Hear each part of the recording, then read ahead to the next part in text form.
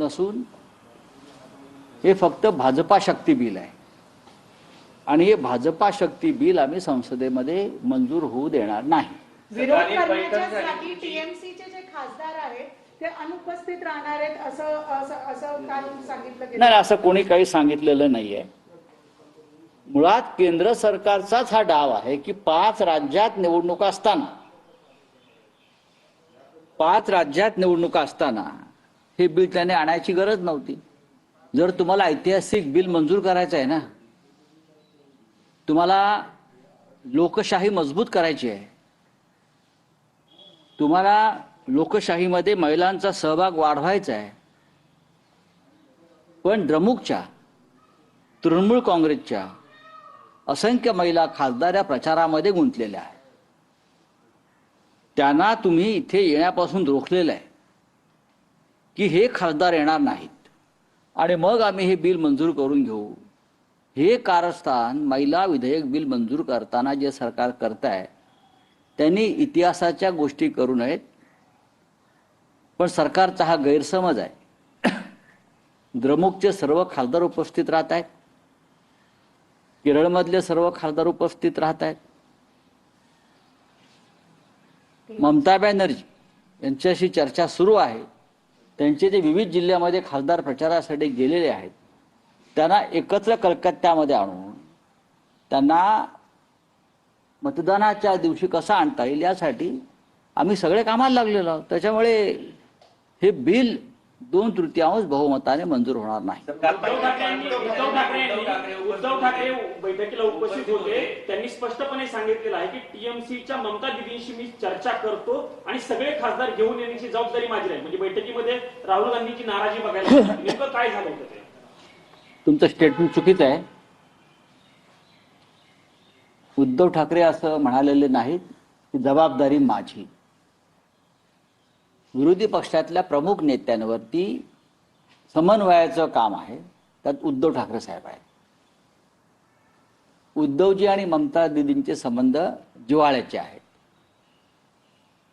त्यानंतर असं ठरण्यात आलं की ममता दिदींशी उद्धव ठाकरे साहेबांनी बोलावं आणि त्यांच्याशी चर्चा करावी आणि त्यानुसार उद्धव ठाकरे ममता दिदींशी बोलतील। तुम्ही बोलणं झालं उद्धव ठाकरेंचं काही काल बोलणं झालं बैठकीनंतर? व्हीप बजावलाय खासदारांना सर्व? नक्की बजावणार। व्हीप बजावण्यासारखाच हा प्रसंग आहे ना। प्रत्येक पक्ष जर सत्ताधारी पक्ष व्हीप बजावत असेल तर विरोधी पक्षाच्या अनेक पक्षांना हा व्हीप बजावून आपल्या खासदारांना उपस्थित ठेवण्याची जबाबदारी स्वीकारावी लागेल। जे बैठकीमध्ये चर्चा झाली त्यानुसार पुढे काही आता या संदर्भात नियोजन ममता दिदींशी उद्धव ठाकरे बोललेत का, चर्चा झालीत का? सांगू ना सर, विरोध कसं करणार आहे? वॉकआउट करणार आणि तुमचा व्हीप निघाला का ऑलरेडी? निघेल ना व्हीप निघायला किती वेळ लागतो? वॉकआउट करणार आहे? कशा करता वॉकआउट करायचं? विरोध म्हणजे कसं प्रदर्शन करणार? मतदानातून हे बिल पाडलं जाईल। 362 ते 364 मतं असल्याशिवाय सरकारकडे हे बिल मंजूर होणार नाही। या क्षणी सरकार 292 वरती आहे, लक्षात घ्या। या क्षणी सरकारचा आकडा 292 आहे, तो फार तर 300 होऊ शकते। आम्ही सगळे एकजुटीने काम करतो। समाजवादी पार्टीचा आकडा मोठा आहे, तृणमूल काँग्रेसचा आकडा मोठा आहे, द्रमुकचा आकडा मोठा आहे, काँग्रेस 100च्या आसपास आहे, राष्ट्रवादी काँग्रेस शिवसेना सुद्धा दोन्ही मिळून 17 ते 20च्या आसपास आम्ही आहोत।